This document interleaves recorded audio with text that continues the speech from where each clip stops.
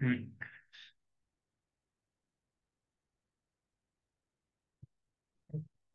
Nah, nah, ini soal yang pertama ya tentang proses spontan dan proses tidak spontan.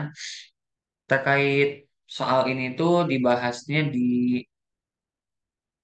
di hukum termodinamika 2, yaitu kalau proses spontan kan dan entropi itu dibahasnya di hukum termodinamika 2.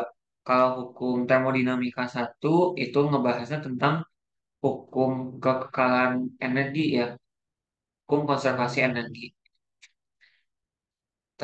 Nah, kalau dilihat dari soal ini mungkin bisa ditebak ya mana yang tidak spontan tuh berarti artinya butuh tambahan energi dari lingkungan luar ya gitu.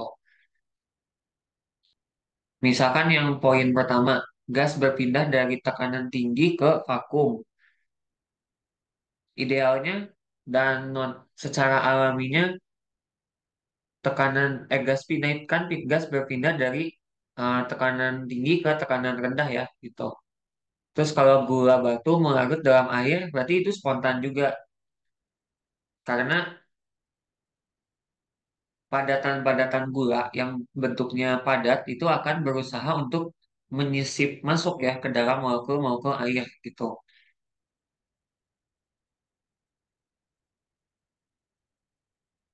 Sementara kalau bensin terbakar juga eh, mungkin ini nggak yang secara spontan banget ya, tapi bensin terbakar itu reaksi oksidasi cenderungnya memang spontan kalau dibandingkan yang kebaikannya ya, maksudnya pembentukan bensin gitu. Nah itu kalau pembentukan bensin kan berarti tidak spontan.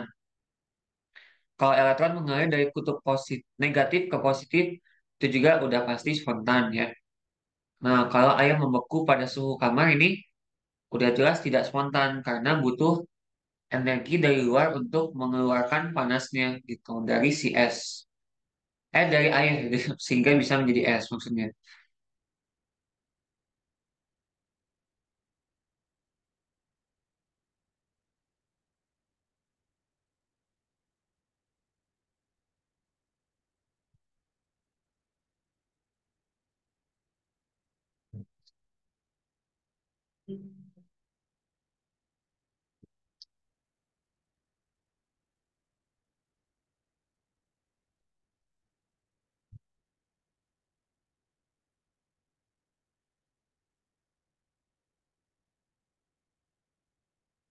Jadi ini jawabannya yang air membeku ya pada suhu kamar.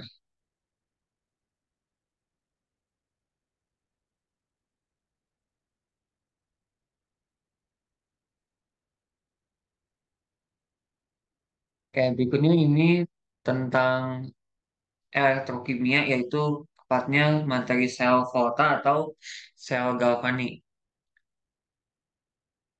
Berikut ini diberikan data potensial reduksi standar untuk beberapa unsur logam. Tentukan pasangan elektroda pada sel volta yang memberikan potensial paling besar. Eh, Nah, kita bahas dulu sedikit mengenai sel volta itu gimana ya. Jadi, sel volta itu disusun berdasarkan kenaikan nilai potensial reduksi standar dari suatu ion logam.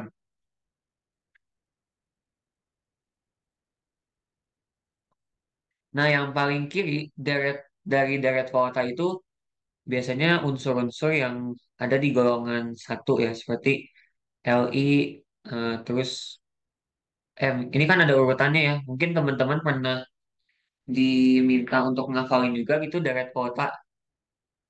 Kalau yang seingat aku ya ini Wika Bacana terus MGAL MN gitu. Baru abis ini ada OH2O.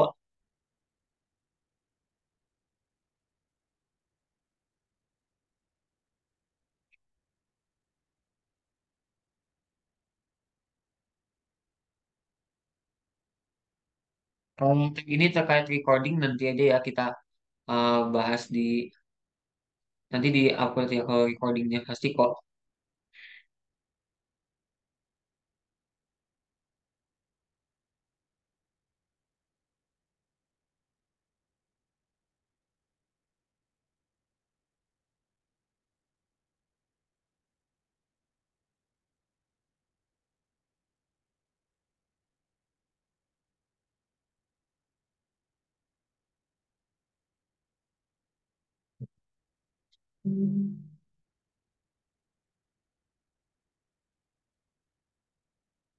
Di deret volta ini di bagian kirinya sebelah kiri H2O ada unsur-unsur golongan 1A, 2A dan 3A ya, termasuk ada tambahan Al dan Mn.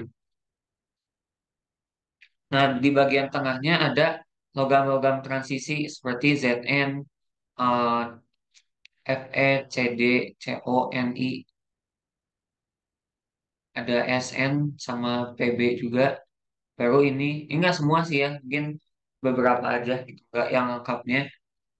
Baru yang bagian ini ada H, Cu, Hg, Pt, Au. Cu, Hg, Ag, Pt, Au.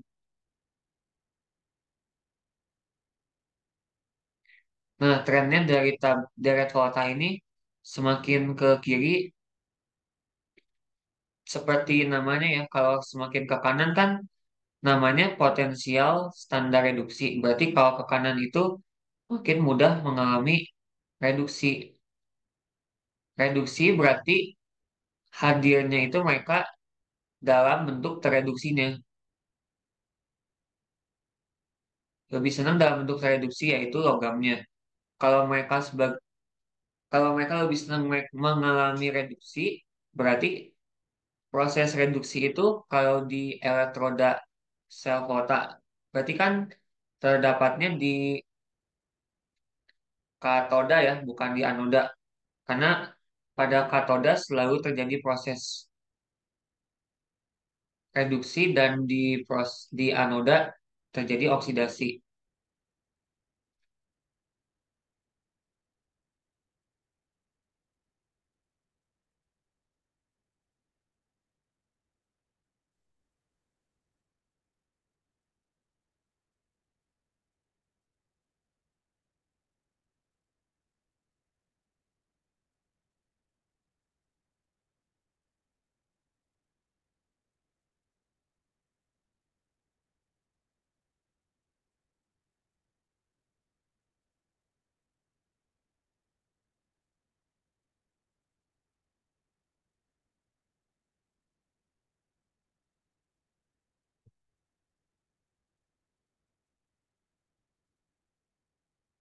Di bagian kanan ini logam-logamnya cenderung senang mengalami reduksi dan makanya ditempatkan di katoda.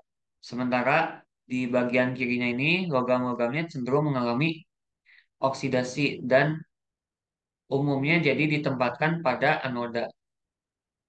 Oksidasi itu berarti logamnya bersifat reaktif ya dan kebalikannya kalau yang di katoda ini bersifat tidak reaktif. Dan kalau nilai potensial selnya karena ke kanan ini seperti mengikuti garis bilangan, berarti makin ke kanan nilai S selnya semakin positif. Kalau ke bagian kiri ini nilai S selnya semakin negatif.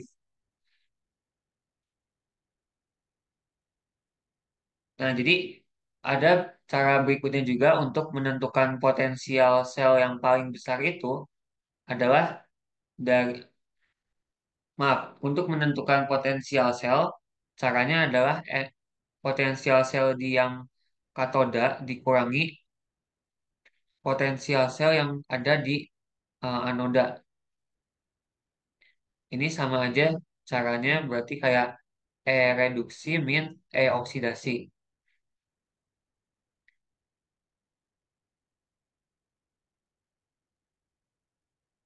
Berarti kita cari yang paling berjauhan ya letaknya atau yang paling negatif dan yang paling positif gitu. Nah, kalau dari soal ini juga kan ada 5 ion logam ya, Ag, Cu, Sn, Co, Cd.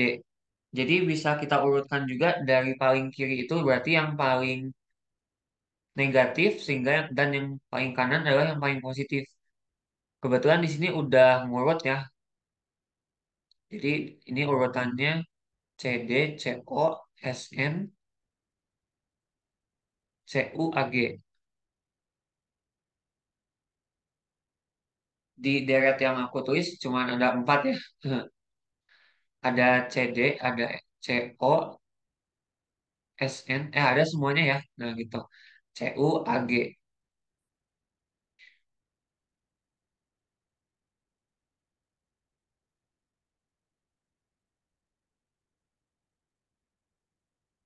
Berarti di sini yang letaknya paling berjauhan itu CD sama AG ya, kadmium sama perak. Jadi kadmiumnya ditempatkan di anoda dan Ag-nya ditempatkan di katoda.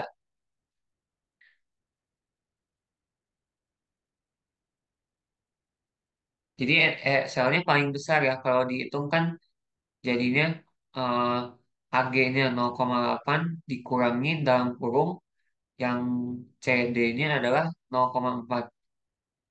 Jadi 1,2 volt. Jadi jawabannya yang Ag dan CD.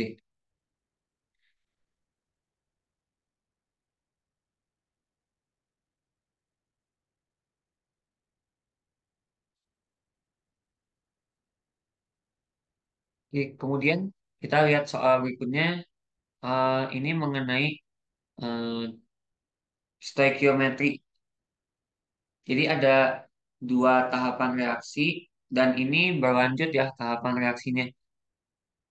Tahapan reaksi untuk proses produksi kalsium oksida atau namanya CaO. Di sini ada istilah yang disebut dengan persen hasil. Persen hasil itu berarti um, berapa banyak produk yang terbentuk, produk sebenarnya yang terbentuk jika dibandingkan produk yang secara teoritis harusnya terbentuk gitu. Biasa disebut dengan persen rendemen atau persen yield.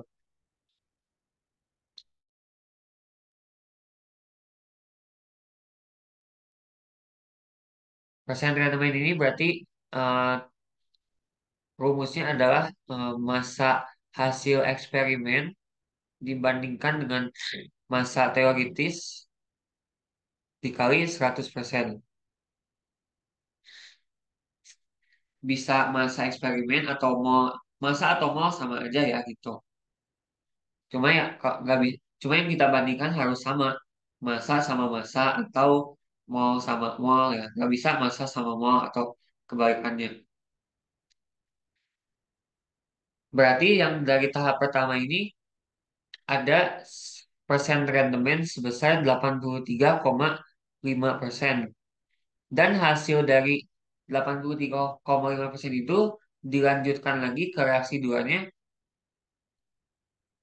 Reaksi tahap 2 itu sebesar 71,4% dari reaksi sebelumnya yang rendemennya 83,5%.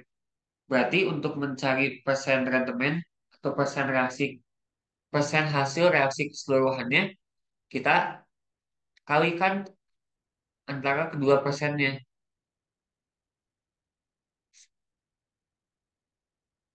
Karena kan hasil proses ini merupakan akumulasi. Prosesnya merupakan akumulasi dari dua tahap dan akumulasi dari dua nilai rendemen. Jadi kita kalikan 83% kali 71,4%.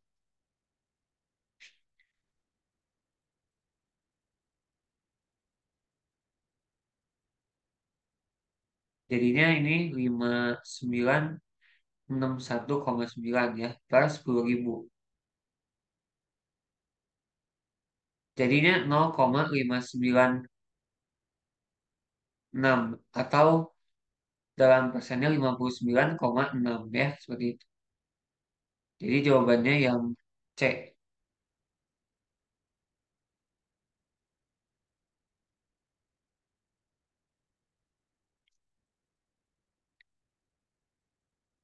Jadi dilanjutkan pengerjaan, eh, maksudnya untuk mencari randomnya di, diakumulasikan ya dari dua tahapan. Ini sama aja, dilewat aja.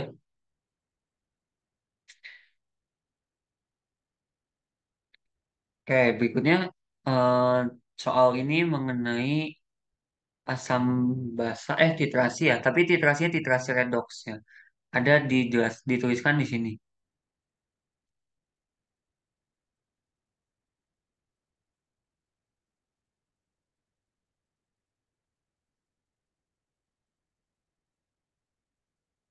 Nah, ada cairan antiseptik sebanyak 1 gram dititrasi dengan larutan KMNO4 yaitu kalium permanganat pada kondisi asam. Dibutuhkan KMNO4 itu sebanyak sekian mili. Kesamaan reaksi antara H2O2 dan KMNO4 udah dituliskan juga di soal, tapi ini belum setara. Nah, berarti yang pertama kita lakukan adalah menyetarakan dulu reaksi redoksnya. Reaksi redoks itu secara simultan ada dua tahap ya di reaksinya, ada reaksi reduksi dan reaksi oksidasi. Jadi kita perlu tahu dulu di sini yang mengalami reduksinya siapa dan yang oksidasinya siapa gitu. Kita identifikasi dulu bilangan oksidasinya ya masing-masing. Mn ini plus 7. Kalau belum tahu mungkin kita lihat dulu nih. MnO4 berarti kan bilox O-nya adalah -2 ya. -2 dikali 4 itu -8. Dan bilox total dari MnO4 minus ini harus setara dengan muatan si senyawanya -1. Berarti Mn-nya kan cuma satu atom. Berapa ditambah -8 jadinya -1. Jadinya Mn-nya adalah plus 7 ya, seperti itu. Terus kemudian ada unsur bebas di sini yaitu O2. Oh ya, bilox Mn-nya itu tereduksi dari plus 7 jadi plus 2 yang ada di produknya. Dan H2O2-nya awalnya dia punya bilox. Harusnya H-nya plus 1 dulu yang kita tentuin. Bukan O-nya ya yang -2. Karena kalau O-nya -2 dikali 2 total bilox H-nya berarti kan plus 4. Plus 4 dibagi 2 jadi plus 2. Sedangkan nggak mungkin ya H itu sampai plus 2. H itu biloxnya maksimal hanya plus 1 saja. Jadi penentuannya dari bilox H dulu baru O.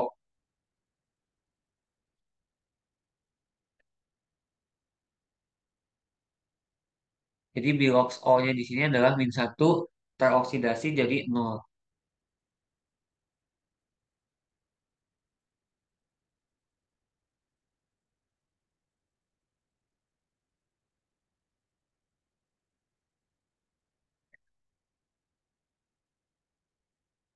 Reaksi reduksinya adalah MnO4 minus menjadi Mn2 plus.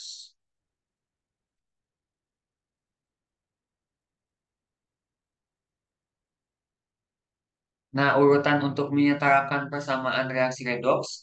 Pertama, kita setarakan dulu jumlah atom yang selain O dan H. Dalam reaksi ini, berarti Mn-nya. Atom Mn-nya udah sama ya, sebanyak 1 banding 1 di kiri dan di kanannya.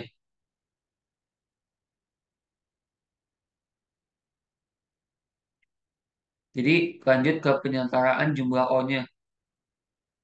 Karena O-nya di kiri ada 4, jadi kita tambahkan 4 H2O ya. Dan berikutnya di sebelah kanan ini jadi ketambahan atom H-nya ada 8. Buat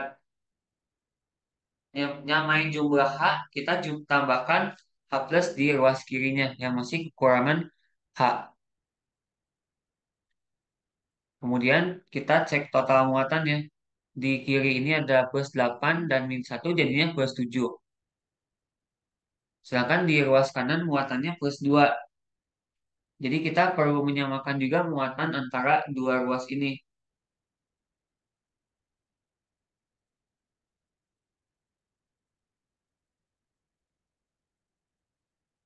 Di kirinya plus 7 perlu kita samakan dengan yang plus 2 yang ada di kanannya.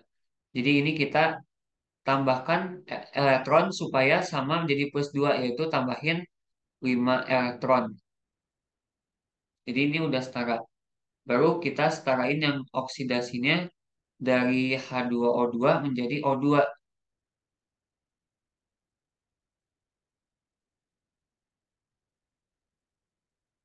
Oh ya, kalau di persamaan reaksi ini kan ini ada H plus dan H2O. Itu nanti kan akan menyesuaikan dengan hasil dari penjumlahan dua reaksi ini ya. Jadi kita abaikan dulu aja. Kita hanya berfokusnya ke spesies yang mengalami reduksi dan oksidasi aja. Nanti jumlah dari H2O dan H plusnya akan menyesuaikan. Kemudian ini samakan yang reaksi oksidasinya. Jumlah O-nya udah sama ya. Kebetulan kan dia yang mengalami perubahan Redox dari min 1 jadi 0.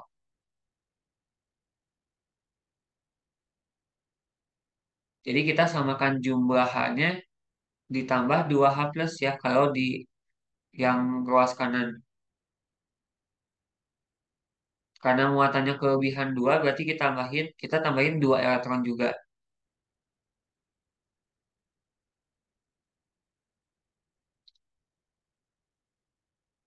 Jadi yang pertama ini karena elektronnya kedua reaksi ini masih beda ya.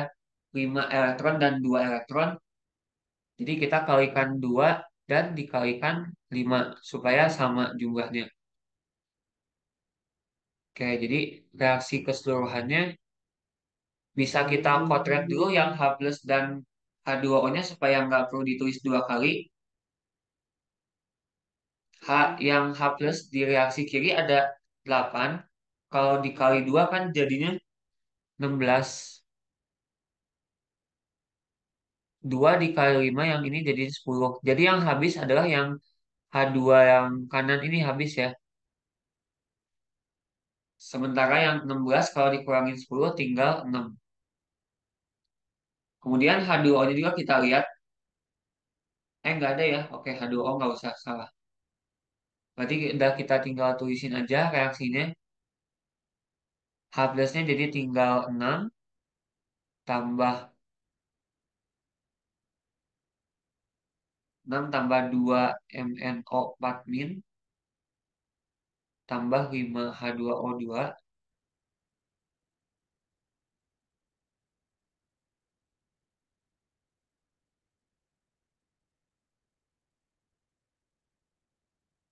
yang kanannya jadi 2 Mn2 plus tambah 8 H2O dan satu lagi O2O 5O2 dan juga tinggal tadi tadi ini udah coret ya udah habis tadi ya.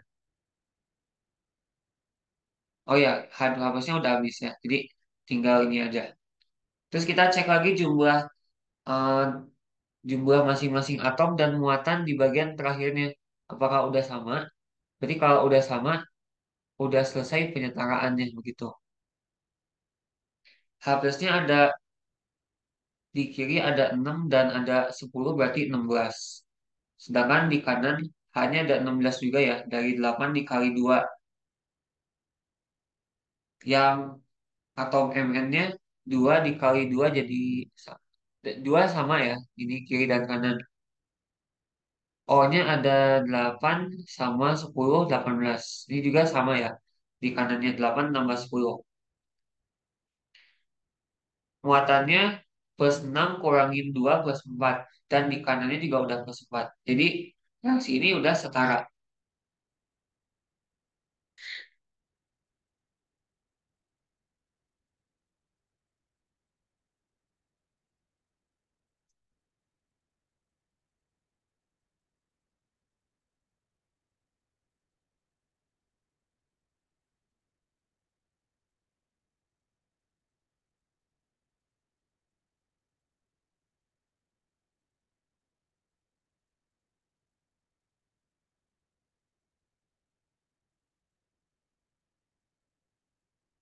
Mm-mm.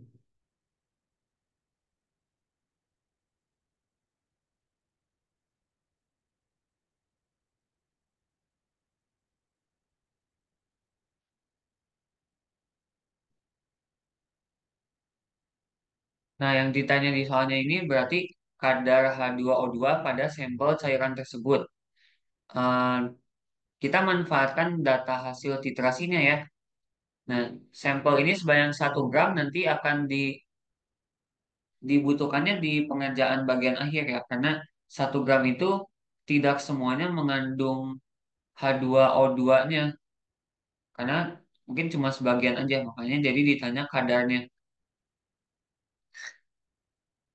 Yang bisa kita manfaatkan di sini adalah konsentrasi KMNO4 0,02 molar dan volumenya ya sebanyak 17,6 mili. Berarti kita bisa menghitung mol untuk MnO4 min dengan cara mengalihkan konsentrasi sama volume.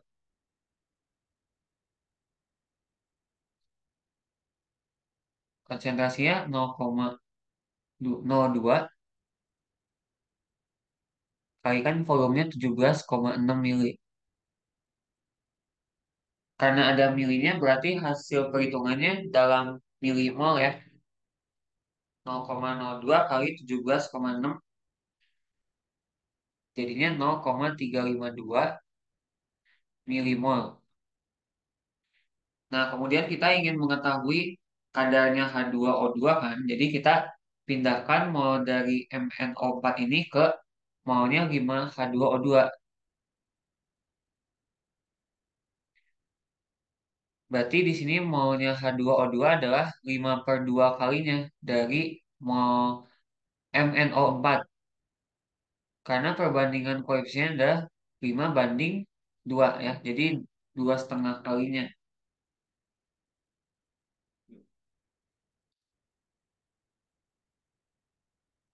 5 per 2 dikali 0,352.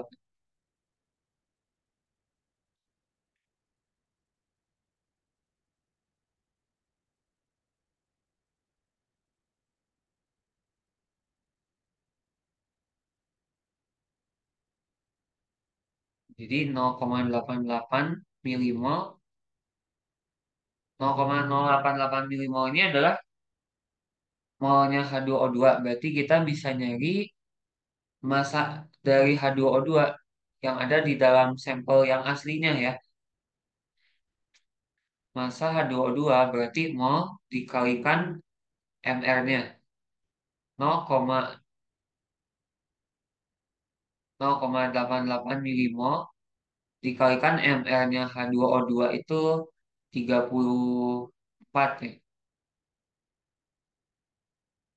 34 gram per mol.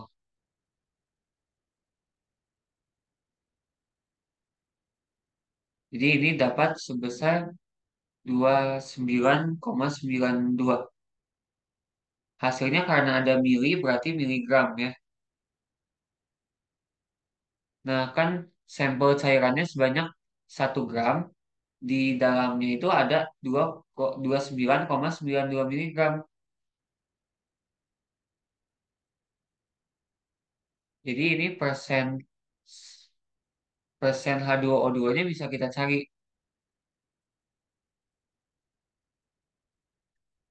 29,92 miligram dibagi 1.000 miligram ya. Karena kan 1 gram itu 1.000 kali 100%. Jadinya 2,992%. Jadi jawabannya yang B.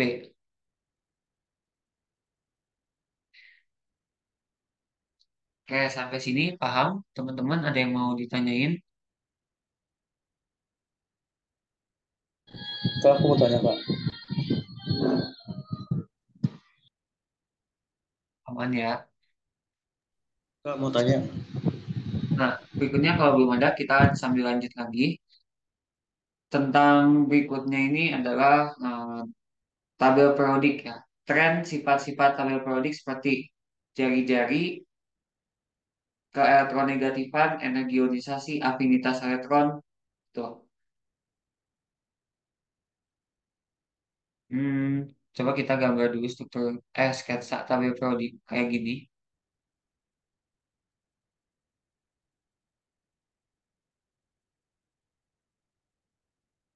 Nah, tabel periodik ini makin ada trennya ya. Kalau semakin ke kiri dan semakin ke bawah,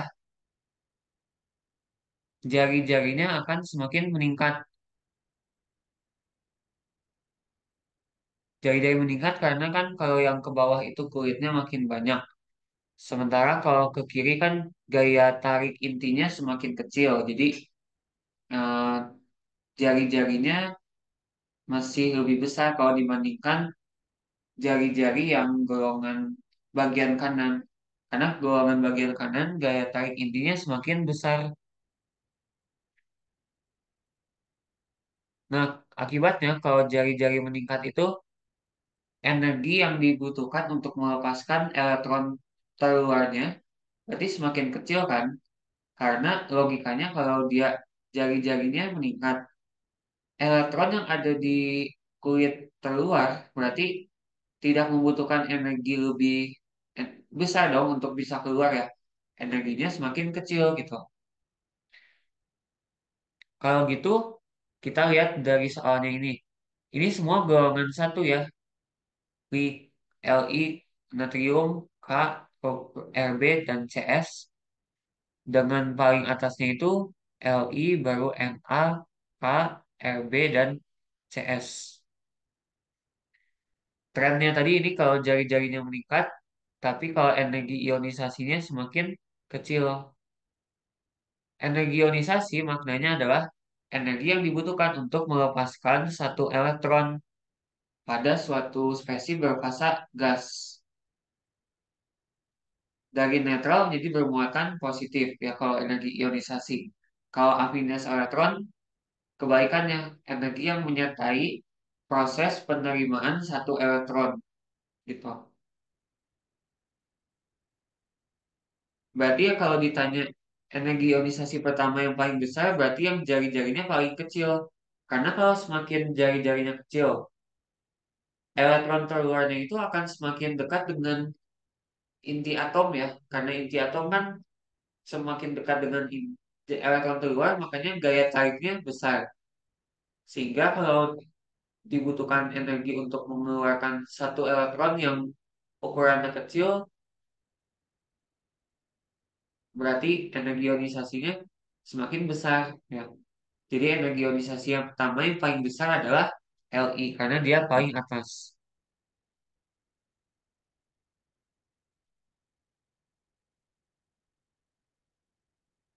Jadi seperti itu ya untuk tren di tabel periodik.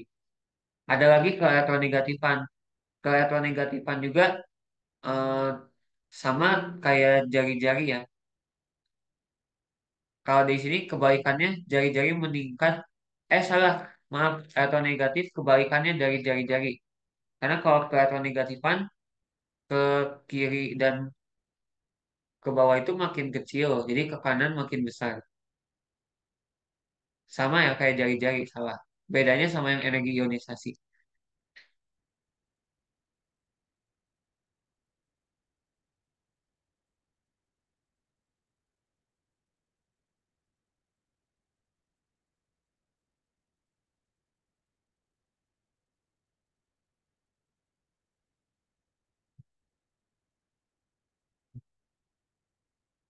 Nah, yang ini bukan soal kimia yang kita skip aja.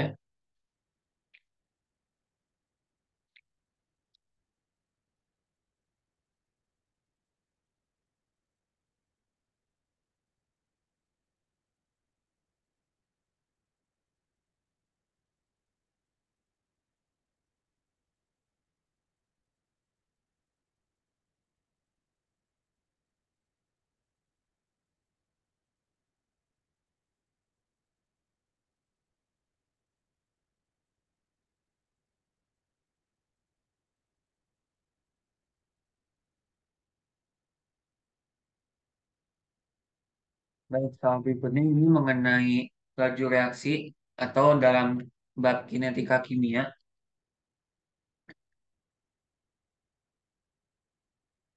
Ini reaksi pembentukan amonia ya, yang disebut dengan proses Haber. Reaksinya yaitu N2 tambah 3H2 menjadi 2NH3.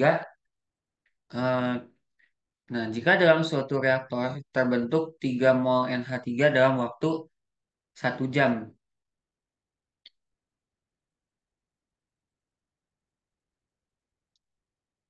Berarti ini kalau ditulis dalam notasi reaksi kan tulisannya RNH3 ya gitu. 3 mol per jam. Dan kebetulan nilainya positif karena dia eh, sebagai produk.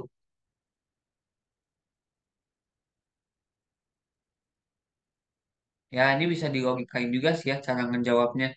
Diketahui NH3 3 mol dalam 1 jam. H2-nya untuk koefisien 3, sementara yang NH3 kan 2. Berarti adalah perbandingan ya. RH2-nya sama dengan -3/2 dikalikan 3 mol per jam. Jadinya -4,5 mol per jam. Tanda minus ya artinya maknanya kan berkurang ya karena si H2 itu sebagai reaktan. Jadi kan yang penting nilai besarannya aja. Yaitu yang 4,5 ini.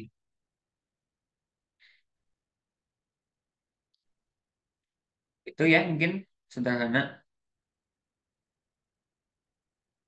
Ini juga teori sih. Lebih ke soal konsep aja. Proses produksi atau pengolahan logam berikut ini dari mineralnya yang paling ekonomis. Kalau dengan proses elektrolisis, paling mudah yang mana gitu?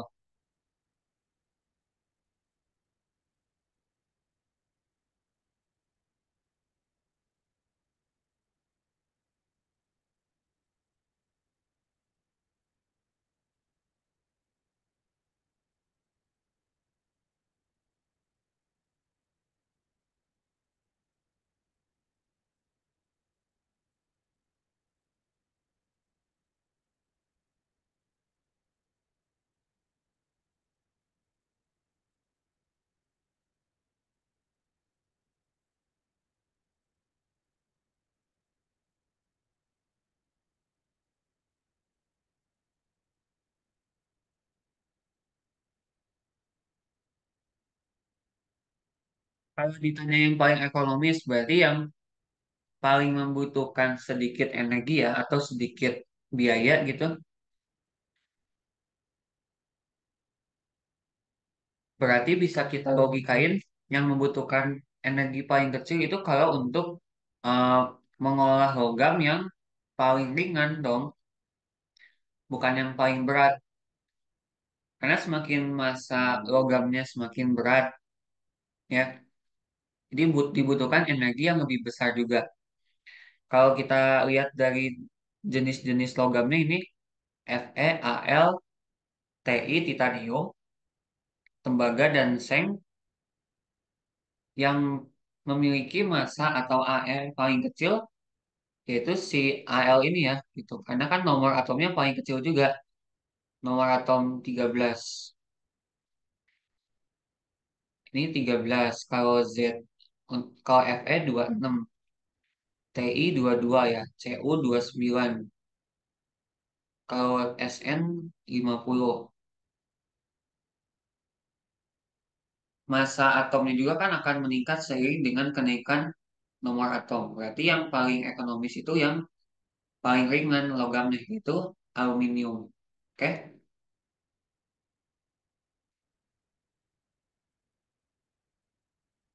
Nah, berikutnya untuk konfigurasi elektron Ti2+ logam titanium. Titanium ini termasuknya golongan B ya, golongan transisi. Dan dia ada di periode 4. Golongannya ditentukan dari bukan golongan B ya, maksudnya blok D ya, dan golongan B, bukan golongan A.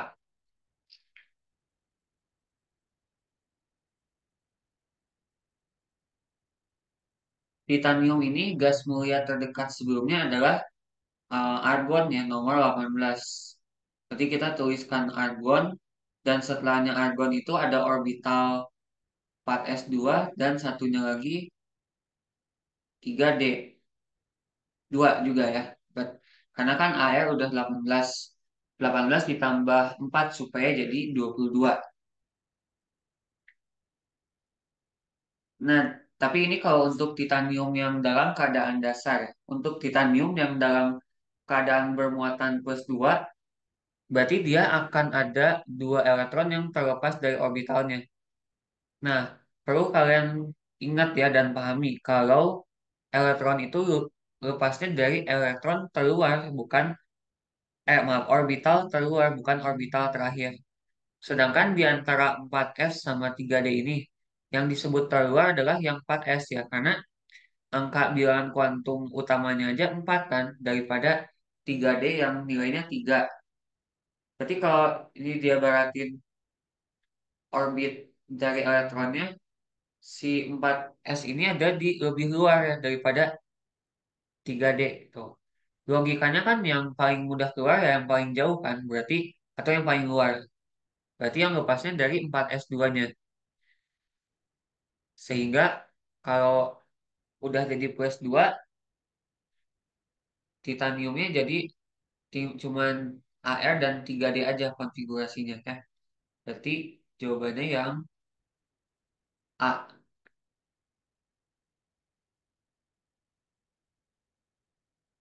Karena 4S-nya udah habis.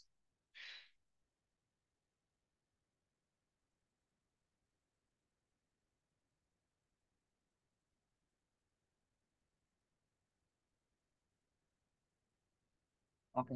Oh, ada yang tanya. Elektron valensinya berapa gitu. Elektron valensi ini kalau di dia berakhirnya di blok D kan, berarti dijumlahkan ya. Elektron valensinya adalah 2 tambah 2 jadinya 4. Karena eh, kita kan menghitung tunggu tunggu. Hmm, iya 4 ya benar. Kalau dia berakhiran di D, berarti elektron valensinya S tambah D gitu. Akhiran S berarti S aja. Kalau akhiran P berarti S tambah P. Kalau akhiran P berarti S tambah P. Misalkan akhiran D berarti S tambah D. Misalnya untuk kalau yang berakhiran P, contohnya arsen ya. Arsen tuh 33. Dia periode 4. Berarti ini 4S, 3D, 10. dan 4p3. Berarti elektron valensinya itu yang 4s2 tambah 4p3 jadinya ada 5 ya. Karena dia kan golongan 5 juga. Tapi kalau misalkan yang berakhiran di D, contohnya eh ya agak susah deh. Jangan deh yang periode 5 aja. Misalkan zirconium atau ruthenium ya, 44. Ruthenium ini terdekatnya kripton ya, nomor 36. Kripton itu terakhirannya 4p6. Berarti setelah kripton ada 5s2 dan 4d6. Ini kripton kan 36. 36 tambah 2 tambah 6 jadi 44 ya. Elektron valensinya berarti ada 8 dan dia di golongan 8b ya gitu. Jadi kalau elektron valensi yang unsur-unsur transisi memang bisa jadi 12 ya totalnya gitu. Karena S-nya maksimal 2, D-nya 10 gitu ya.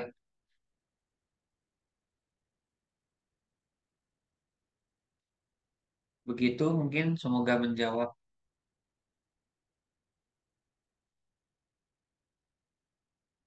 Oke, kita lanjutkan. Tinggal berapa soal ini?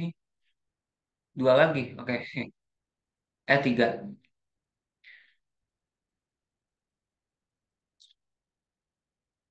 Nah, ini mengenai pergeseran kesetimbangan. Berarti adanya di materi kesetimbangan kimia. Persamaan reaksi ini merupakan reaksi kesetimbangan padatan silika, yaitu SiO2 dan gas HF, untuk menghasilkan gas SiF4. Diketahui di sini delta H-nya negatif ya, berarti reaksinya eksoterm.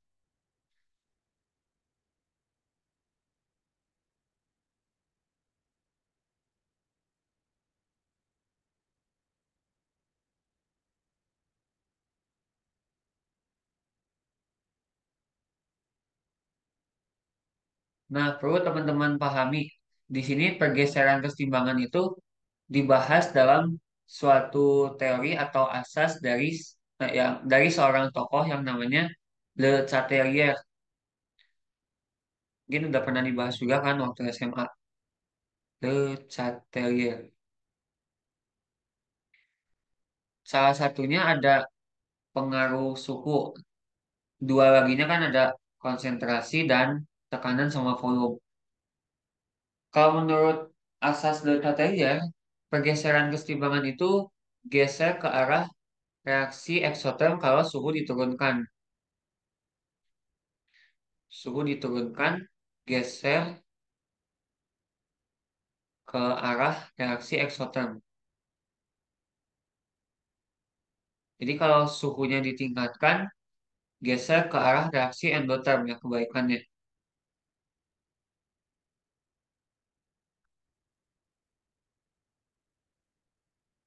Kenapa kalau kita bahas salah satu pertanyaan yang ada di sini? Kenapa kalau suhu ditingkatkan, gesernya ke arah reaksi endoterm? Misalkan aku punya contoh lain ya. Ambil aja contoh yang sebelumnya deh, penguraian amonia. 2NH3 kesetimbangan N2 tambah 3H2. Misalnya ini delta H-nya positif ya, berarti lebih dari nol. Disebutnya reaksi endoterm. Reaksi endoterm itu berarti membutuhkan kalor atau panas atau energi. Kalor ini dilambanginya dengan shape segitiga ya, icon segitiga gitu. Karena dia membutuhkan, berarti kita tempatkan kalornya itu di ruas kiri ini ya. Nah, misalkan ada 4 icon segitiga sebagai yang mewakili kalor. Ketika suhu ditingkatkan, berarti suhunya itu akan meningkat di semua bagian reaksi, di ruas kiri dan ruas kanan. Nggak akan hanya di satu ruas aja dong ya, pastinya merata gitu. Kalau kita meningkatkan suhu, berarti kita meningkatkan panas juga ke semua sistem reaksinya. Misalkan kita menaikkan suhu, berarti lambang icon kalornya ini kita tambahin ya, 3 sama 3 gitu di kiri dan di kanan. Akibatnya tetap yang berlebih kalornya itu saat keadaan awal kan, karena ada 7 icon segitiga di situ, sedangkan yang kanannya hanya 3. Ya wajar yang kiri lebih banyak karena kan awalnya dia reaksi endoterm, berarti butuh kalor atau suhu dulu ya. Jadi ketika suhunya ditingkatkan seperti ini, bergesernya kemana? Ke produk ya atau ke kanan. Nah, reaksi ke kanan itu di soal yang ini diketahui delta H-nya adalah positif. Berarti reaksi yang ke kanan adalah reaksi endoterm gitu. Jadi bergesernya akan ke produk atau ke kanan. Kayak gitu ya. Jadi kenapa reaksi endoterm bergesernya ke reaksi kalau suhu ditingkatkan biasanya ke reaksi endoterm. Bisa dihafal sih, tapi harus tetap paham konsepnya. Kemudian kita lihat yang soal ini, SiO2 tambah 4Hf. Dia mintanya suhu reaksi diturunkan. Suhu reaksi diturunkan berarti gesernya ke arah eh, reaksi eksoterm. Reaksi eksoterm berarti ke kanan ya. Berarti geser ke arah produk. Nah, berarti eh, option yang arah kesetimbangannya bukan ke produk tapi ke reaktan salah ya. Berarti E sama C ini salah gitu. Nah, terkait tetapan kesetimbangannya gimana? Kalau geser ke arah produk, berarti kan kayak gini ya. Konsentrasi yang ada di produk berarti kan semakin bertambah. Sedangkan konsentrasi reaktan makin berkurang karena reaksinya bergeser dari reaktan ke produk. Karena nilai K itu berarti kita mencarinya kan produk per reaktan. Sementara konsentrasi produk atau penbilangnya kan makin besar. Berarti penyebutnya semakin kecil. Berarti nilai K ini akan semakin bertambah ya. Karena pembilangnya makin besar, penyebutnya makin kecil. Jadi jawabannya yang A.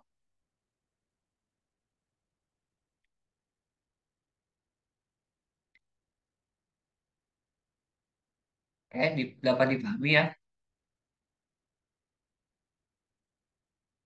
Kayak kita beresin dua soal ini lagi mungkin sebelum break dulu. Ikatan HX yang paling lemah terdapat dalam senyawa apa? Ikatan HX yang paling lemah ini berarti yang asamnya paling kuat ya.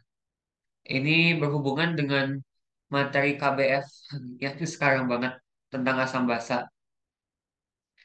Kalau asam yang paling kuat itu ketika H-nya paling mudah lepas. H paling mudah lepas karena ikatan HX-nya paling lemah ya gitu.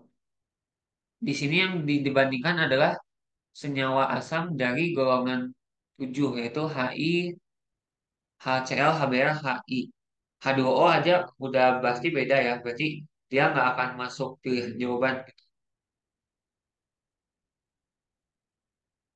Nah, asam yang paling kuat ini adalah HI ya, harusnya. Jadi dia punya ikatan HX yang paling lemah.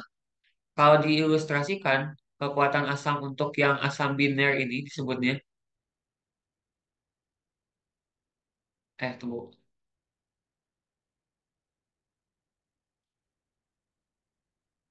Sebenarnya semua ini adalah asam biner ya, karena artinya biner adalah asam yang hanya terdiri dari dua unsur aja, H dan X. X-nya berarti si kawannya ya, kawan H-nya. I, F, Cl, Br, atau O. H2O pun walaupun dia ada 3 atom, H-nya 2, O-nya 1, disebutnya asam biner ya, karena kan hanya terdiri dari dua unsur. Sebenarnya H3N juga ya, yang lebih kita kenal dengan NH3 itu adalah asam biner, karena sama-sama terdiri dari H dan N saja ya, gitu. Cuma di sini yang tidak akan kita perhitungkan H2O-nya karena sisanya kan satu golongan semua, FCl-BRI. Nah, kalau diilustrasikan, panjang ikatannya itu nanti akan kayak gini. HF, baru HCl, HBr, dan HI. Di sini berarti kesimpulannya, semakin ke bawah kan panjang ikatan makin besar karena jari-jari dari X-nya juga kan akan meningkat. Jadi kalau boleh dibilang kan yang jauh itu sulit dipertahankan ya, misalkan H-nya gitu. Bisa dengan mudah melepaskan dirinya ya. Jadi ikatan HX-nya paling lemah dan asamnya paling kuat HI. Oke, gitu ya, dapat dipahami. Satu lagi tentang stoikiometri ya, sepertinya.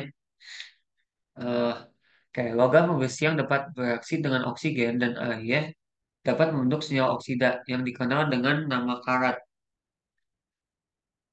Jumlah logam besi yang diperlukan untuk menghasilkan 42,5 kilogram karat.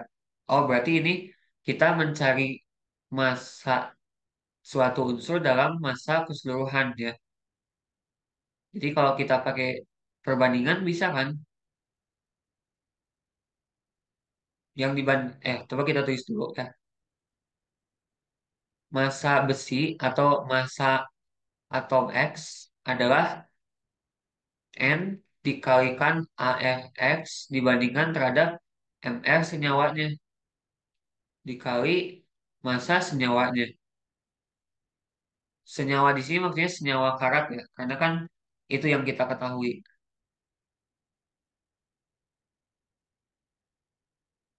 Nah, Fe2O3 4H2O ini perlu kita cari dulu MR-nya ya. ARFM kalau dikali 2, 56 kali 2 berarti 112. O3-nya 48, 4H2O berarti 4 kali 17, 68.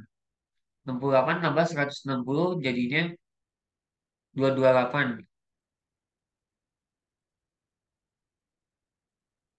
Jadi kalau kita mau mencari massa X, M-nya itu adalah jumlah atom ya. Jumlah atom besinya dalam besi oksida itu ada 2. 2 kali 56 per mr-nya 228. Ini kan satuannya sama-sama gram per mol ya. Jadi bisa kecoret.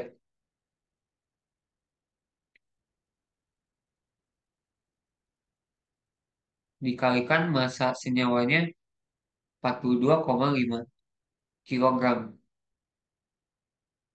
Jadi bisa dapat jawabannya. Jawabannya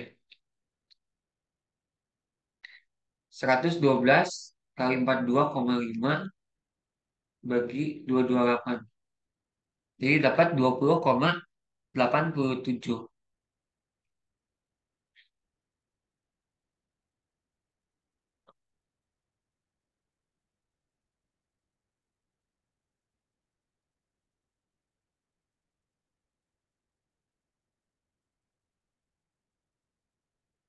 Beda dikit ya, 20,5 sama 20,87.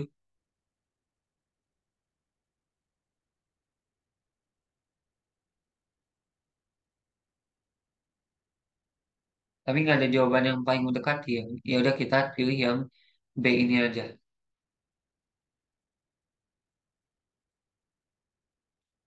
Mungkin kita break dulu ya teman-teman 5 menit.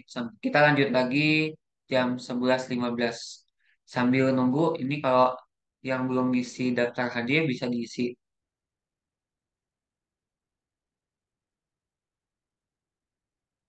Dan mungkin kalau ada yang tadi di awal belum join, baru bisa akses link daftar hadiahnya silakan.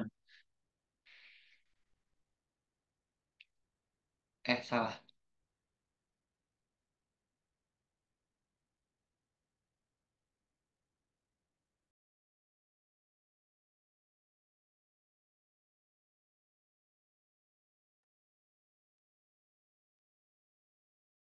Baik, kita lanjutkan teman-teman. Udah jam 11.17. Hmm, ini udah selesai ya. Nah, Karena ini kan gabungan atau lanjutan dari yang pertemuan tiga kemarin catatannya. Jadi kan ini masih di file yang sama ya. Nanti ini aku kirim di Google, link Google Drive-nya.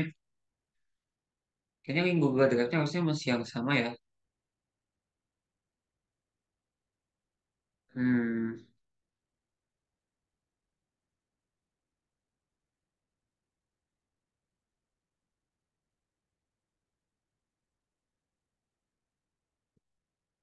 Nanti ini akan di-share juga kok PDF-nya ya sama recording-nya.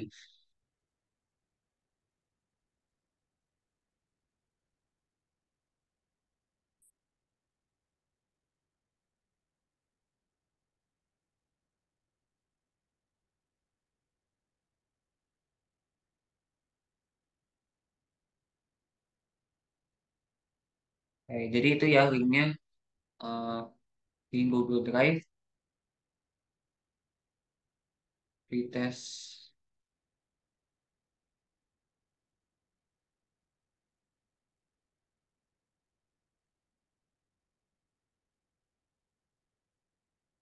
Jadi kita lanjut lagi ke soal yang baru. Ini udah aku siapin. Di sini juga lumayan banyak ya, ada 30 soal. Jadi coba kita kerjain selesainya.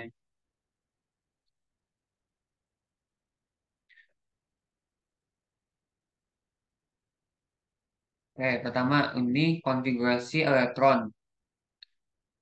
untuk unsur kalium. Nomor atomnya 19. Kalium ini berarti bisa disingkat dari argon ya, yang sebelumnya banget. Argon kan nomor 18.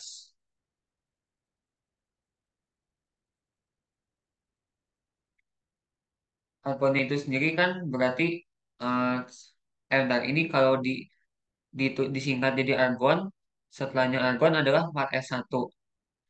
Jadi kalau kita lihat aja yang belakang yang 4s1 yang mana ya? Harusnya yang D. Tuh, udah selesai berarti.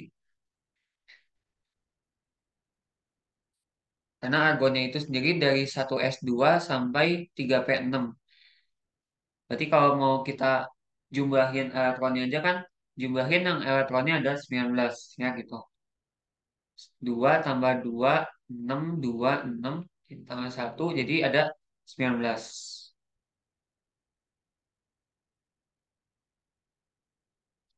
Itu ya mungkin simpel yang nomor ini.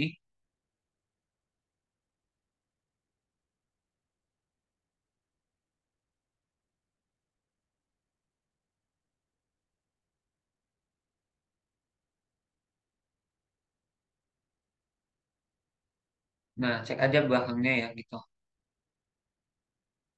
Kemudian nomor 22. Pernyataan yang salah untuk unsur selenium dan brom. Hmm, Br memiliki jari-jari atom lebih kecil dibandingkan Se. Benar ya, karena di tabel Prodi kan Br sebelah kanannya Se, selenium. Berarti yang kanan itu punya jari-jari yang lebih kecil. Berarti benar sih Br-nya lebih kecil jari-jarinya daripada Se.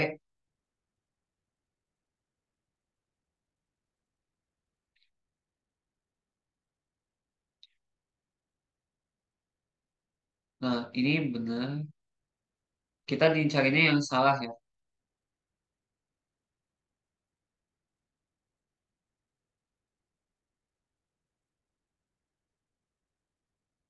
Keelektronegatifan Se lebih kecil dibandingkan Br. Keelektronegatifan itu meningkatnya dari bawah ke atas dan dari kiri ke kanan. Berarti kalau Se lebih kecil dari Br benar ya. Harusnya Br yang punya keelektronegatifan lebih tinggi.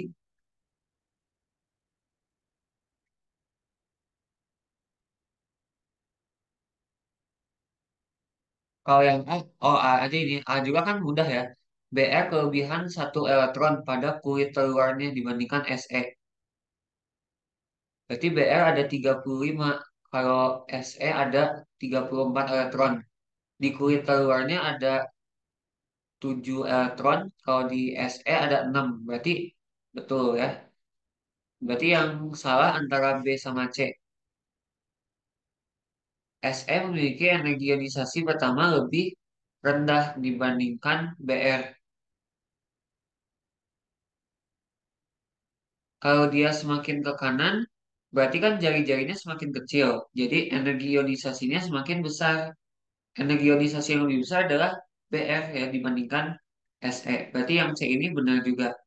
Yang salah berarti B berarti ya kalau gitu jelas.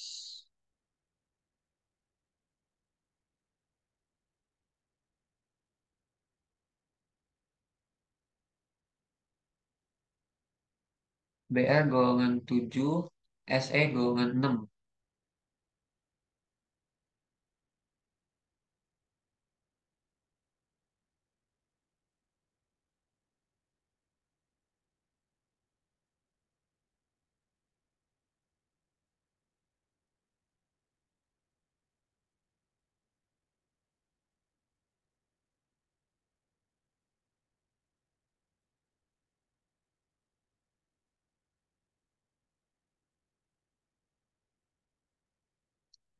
Kita lanjut nomor 23. Hmm, ini udah disetarakan ya persamaan reaksinya. Jadi kita nggak usah nyetarain lagi gitu. Tapi kalau kita pastiin dulu sama nggak setiap atomnya. K-nya ada 12, Mn-nya ada 2, nah O-nya ada 8 tambah 32 40. Ini 8, 24 sama 8. Betul ya, 340 juga. Ini udah setara deh.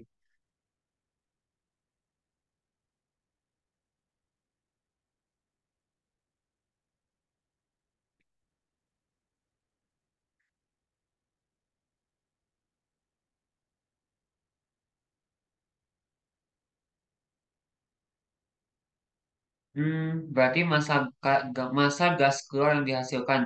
Yang ditanyanya ini ya. Sedangkan diketahuinya KMNO4 31,6 gram. Jadi kita cari dulu mol dari KMNO4 sama dengan massa dibagi MR.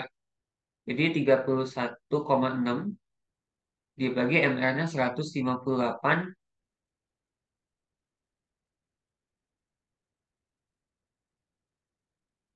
dapatnya 0,2 ya, angkanya bagus. 0,2 mol ini miliknya KMNO4 dengan koefisien 2. Kalau kita mau cari gas keluar yang koefisiennya 5, berarti mol Cl2-nya sama dengan 5/2 dikali 0,2 mol, jadi 0,5. Jadi gas keluarnya massa dikali massa sama dengan mol dikali mr. 0,5 dikali 71,1. 71 gram per mol kalau Cl2.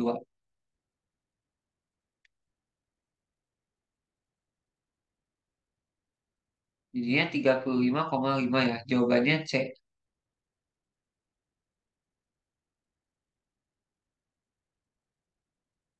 Oke, nomor 24. Seng dapat diperoleh dengan mereduksi ZNS dari dua tahap reaksi berikut. Pada pengolahan 8,75 kg ZNS. Berarti yang awalnya sini 8,75 diperoleh 3,28 kg logam Zn murni.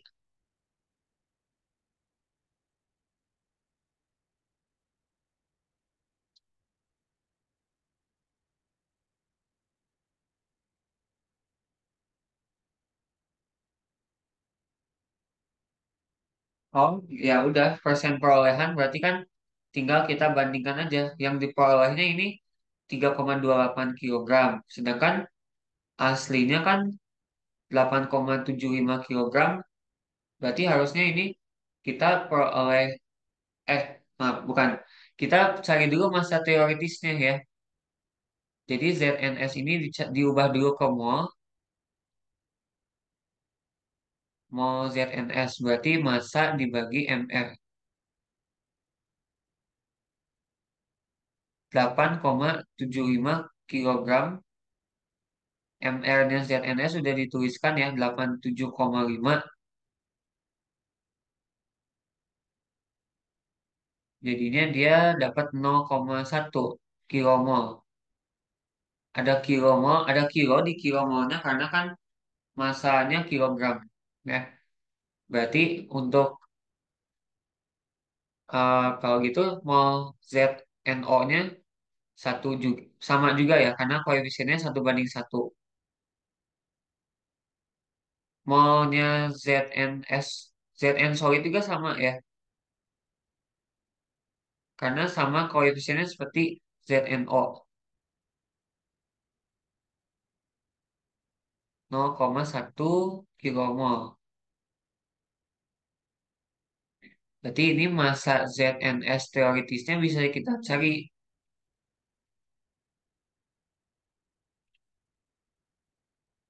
0,1 kilomol dikalikan AR dari Zn solid yaitu 65,5 gram per mol ya. Jadi dapatnya 6,55 kilogram. Mol sama molnya kecoret. Harusnya kita dapat 6,55 kilogram, tapi realnya kita cuma dapat 3,28. Berarti ada persen rendemen di sini, tidak semuanya yang kita dapatkan. Dapatnya yaitu 3,28 kilogram dibandingkan dengan 6,55 kilogram kali 100%. Angkanya bagus ya, ini 50% kan. Jadi dapatnya hasilnya yang B.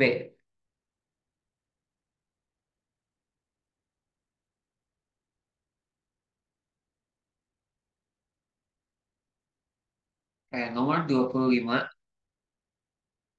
massa garam NaCl yang harus dilarutkan ke dalam 250 mili air untuk menghasilkan larutan dengan titik titik nggak ada titik apa titik didih ya ini mungkin kurang lengkap.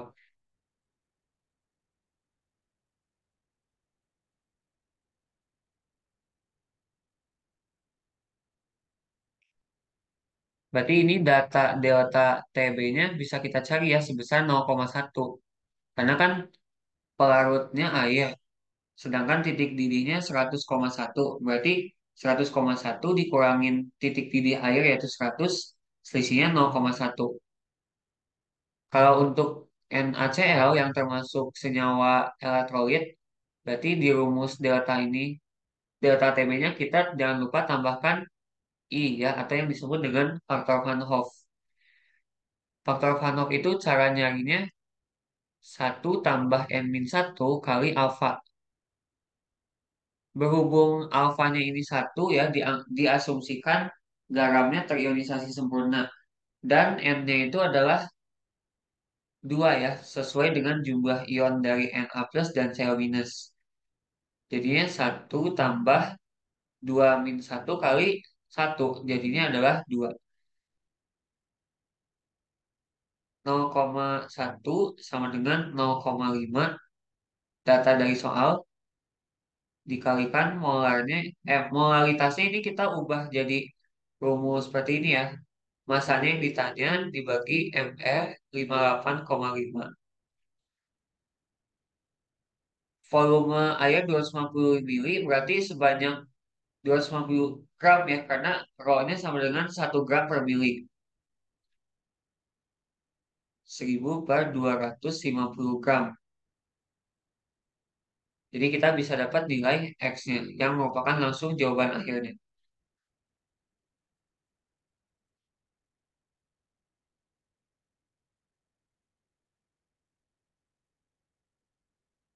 Dapat 2,925. Nggak ada ya? Dikali I-nya lupa.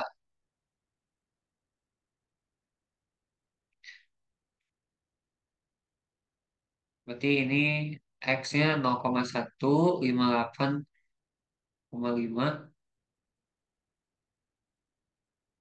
per 0,5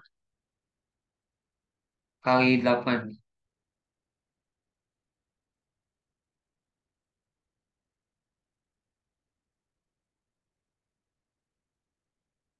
Jadi kita dapat 1,46 gram. 1,4625 ya tepatnya. Jadi jawabannya yang B.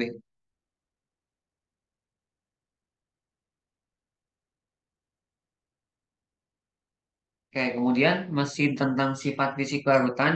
Pertanyaannya di sini adalah tekanan tentang tekanan osmotik. Rumusnya adalah lambangnya Pi ya. Berarti tekanan osmotik itu M kali R kali T.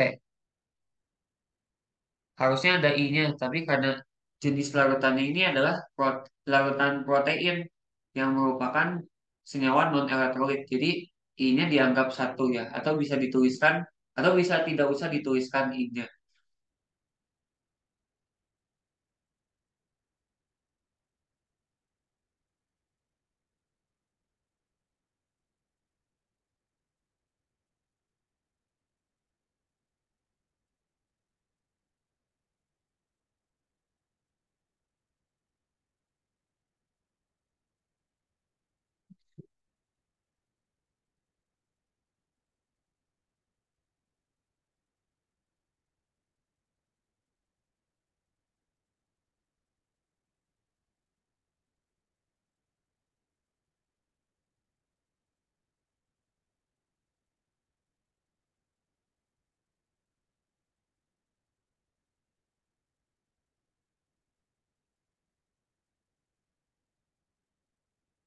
Massa molarnya yang ditanya di sini berarti massa molarnya itu yang ada di rumus molaritas ini ya, tapi dijabarkan dulu gitu.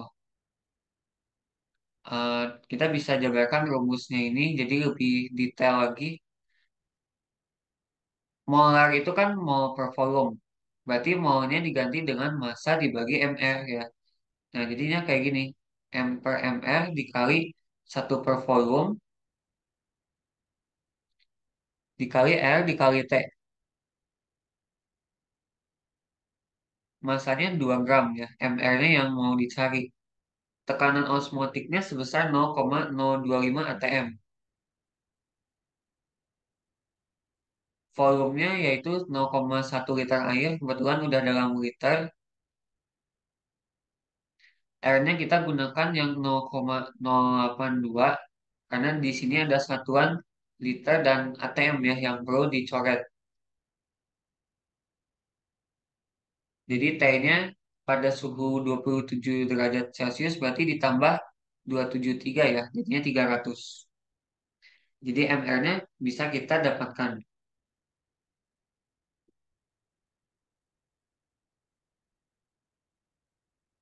Dapatnya adalah 19.680.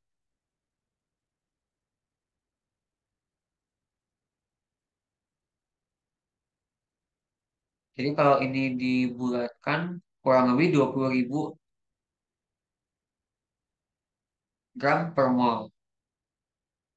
Memang massa molar suatu protein itu besar sekali ya, karena kan dia makromolekul.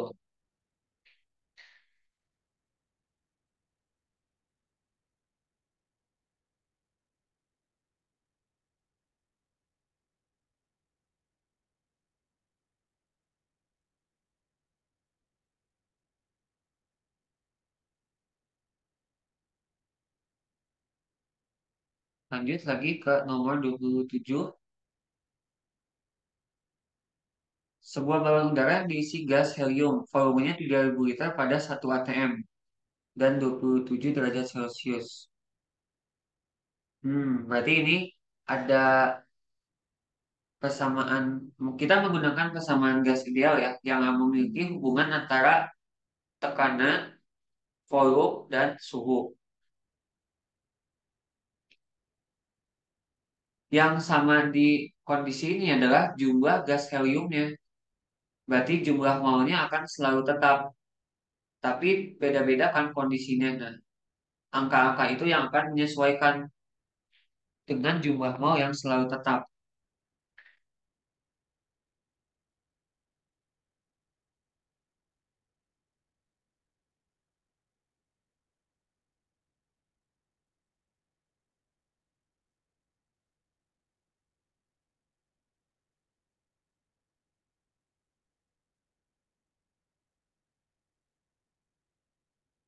Jumlah mol itu kalau di persamaan gas ideal rumusnya kan PVNRT ya. Berarti kalau molnya adalah PV per RT.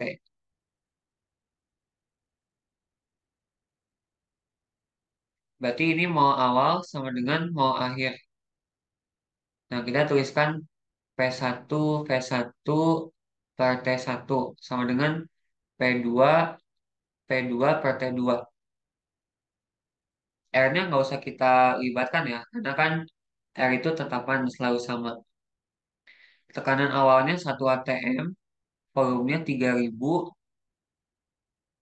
T-nya ubah dalam Kelvin ya, berarti 27 tambah 273, 300. P2-nya adalah 0,5 atm, volumenya yang mau dicari, dan suhunya min 23 derajat Celcius, berarti 250 Kelvin. Jadi kita bisa dapat ya P2-nya.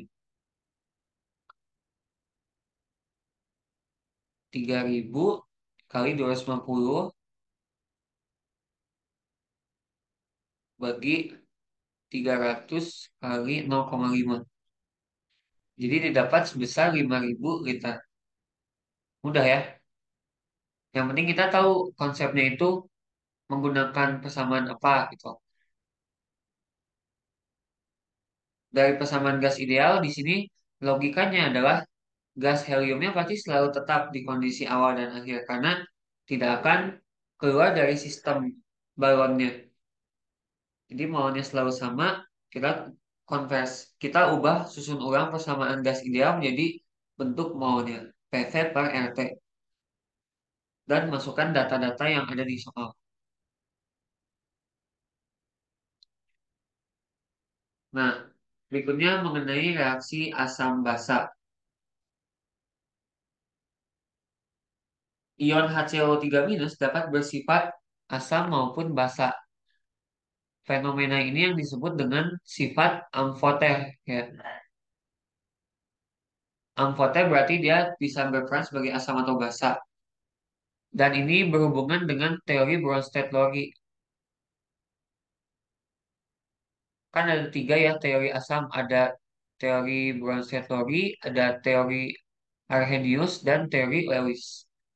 Menurut Bronsted-Lowry, yang memberikan H plus adalah asam. Berarti asam ini donor H plus dan basanya adalah penerima H plus. Disebutnya akseptor.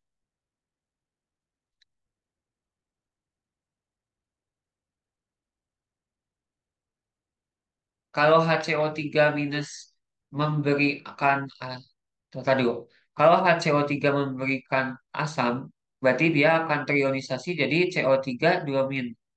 Ketika HCO3- yang menerima asam, berarti akan balik lagi ke bentuk asam semuanya, yaitu asam karbonat H2CO3. Berarti kalau dia menunjukkan sifat basa, yang akhirnya jadi H2CO3, yaitu yang A.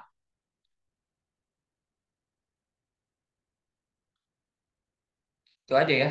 Nah, berarti HCO3-nya itu direaksikan sama H2O. H2O-nya yang berperan sebagai asam. Kayak gitu. H2O-nya kan ngasih, berarti H2O-nya akan berkurang jadi OH- yang disebut basa konjugasi.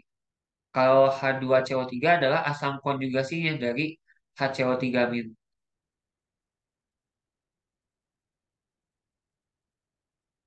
Ada lagi ya senyawa amfoter lain. Biasanya ada di senyawa asam diprotik ataupun asam triprotik.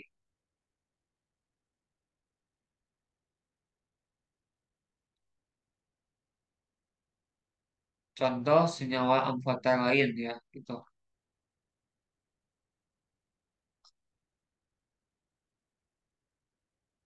Biasanya yang eh, asam diprotik misalkan H2S ya. Ketika dia lepas H-nya jadi HS minus. Lepas lagi jadi S2 minus. Yang merupakan amfoternya berarti yang eh, HS minusnya ya.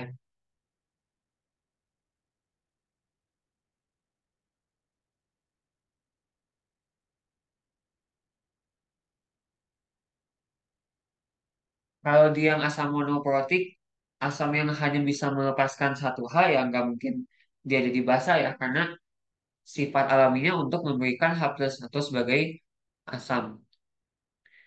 Ada lagi misalkan H asam kromat ya, H2CrO4 min. Berarti amfoternya adalah HCrO4 min. Yang sebelum dia kalau setelahnya dia terionisasi lagi jadi ion kromat atau CrO4 2 min.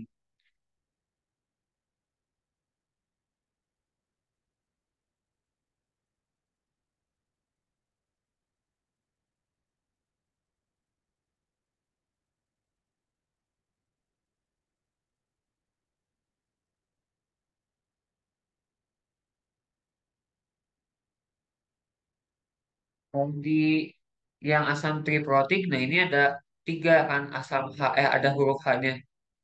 Misalkan asam fosfat H3PO4. Ketika dia udah lepas H-nya, berarti dia akan jadi H2PO4 min dan satu lagi HPO4 2 min. Dan kalau lepas lagi H-nya terakhir, dia akan jadi basa konjugasi, yaitu PO4 3 min. Di sini sifat amfoternya ada dua senyawa ya, dari yang dikotakin. Karena kan H3PO4 bisa melepaskan hanya tiga kali. Jadi ada dua senyawa amfoter. Mungkin cukup ya tentang senyawa amfoter. Ada yang mau tanya dulu sampai sini? Udah beres satu halaman ya, berarti. Beres sepertiga bagiannya.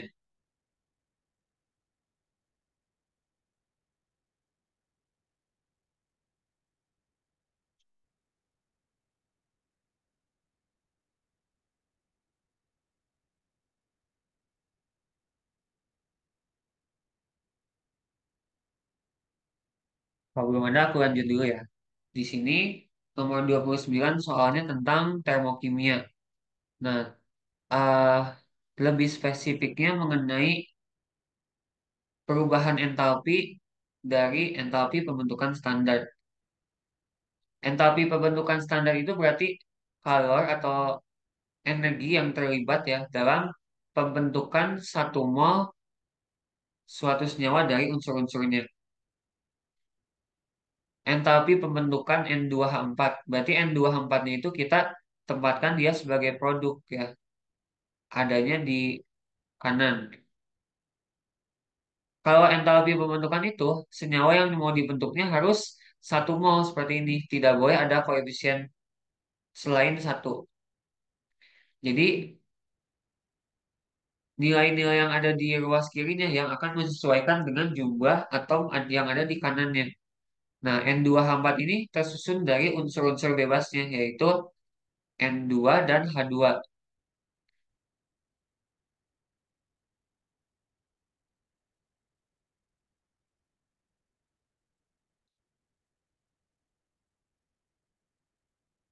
Dan jangan lupa ya dituliskan fasannya.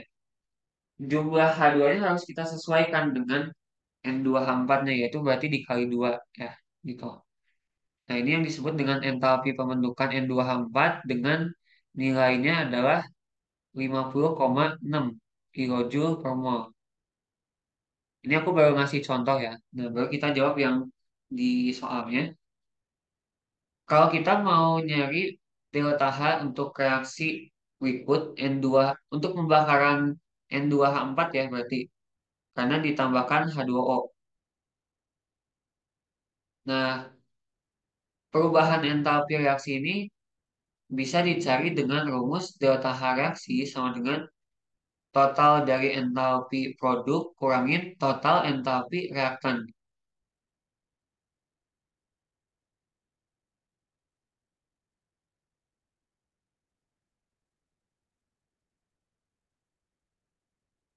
Yang ada di produk siapa aja?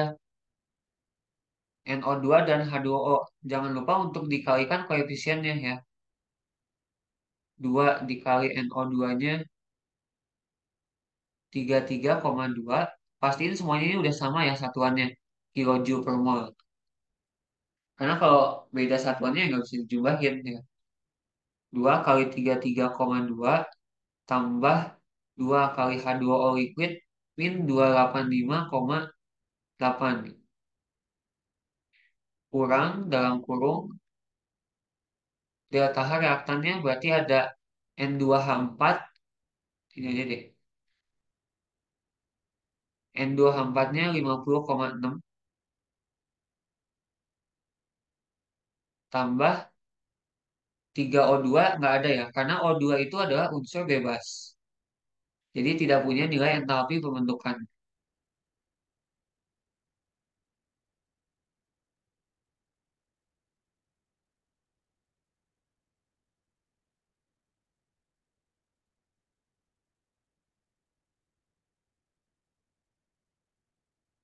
Jadi kita dapat hasilnya adalah min 555,8. Jadi jawabannya yang E.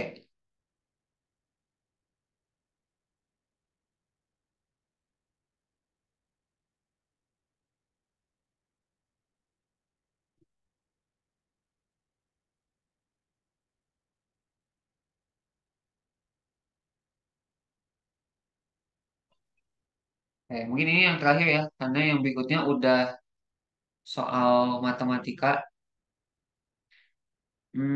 Ya.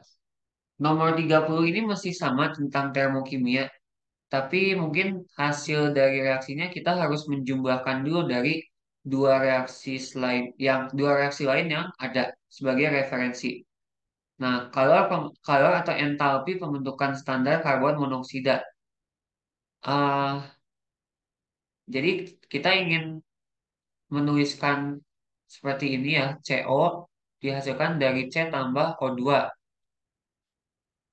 Karena kan ini kalau entalpi pembentukan ya disusun dari masing-masing unsur bebasnya C dan O2. Nah, kita lihat CO ini ada di reaksi yang kedua ini ya, tapi dia di kiri dan masih ada dua.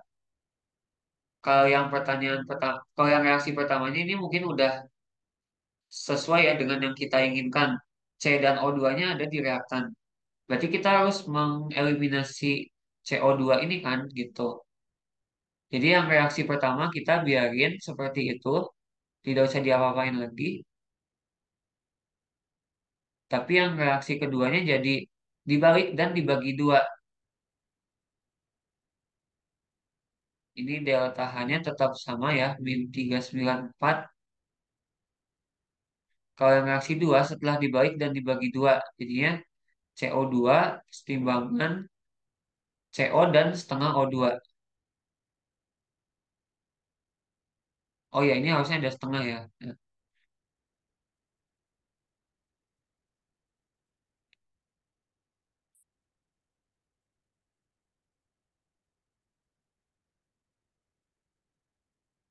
jadi ini delta H-nya adalah dibalik tandanya dan dibagi dua.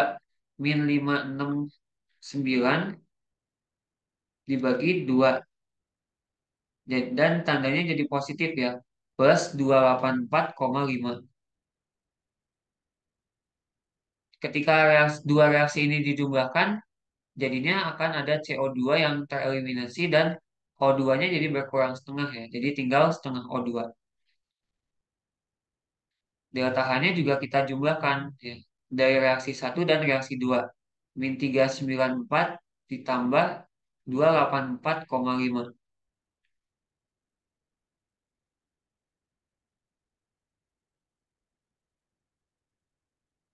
Jadi kita dapatnya min 109,5.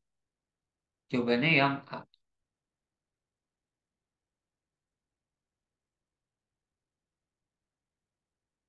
Ya, masih ada 20 soal lagi ya yang di file ini. Nanti kita bahas di besok pagi pertemuan ke-5. Jadi cukup sampai sini dulu teman-teman. Buat terakhir ada yang mau ditanyain?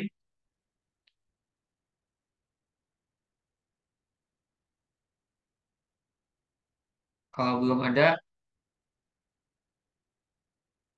kita akhiri dulu ya Zoom-nya. Besok pagi kita lanjutkan lagi. Nanti ini PDF-nya di-share dulu supaya teman-teman bisa baca di lain waktu ya.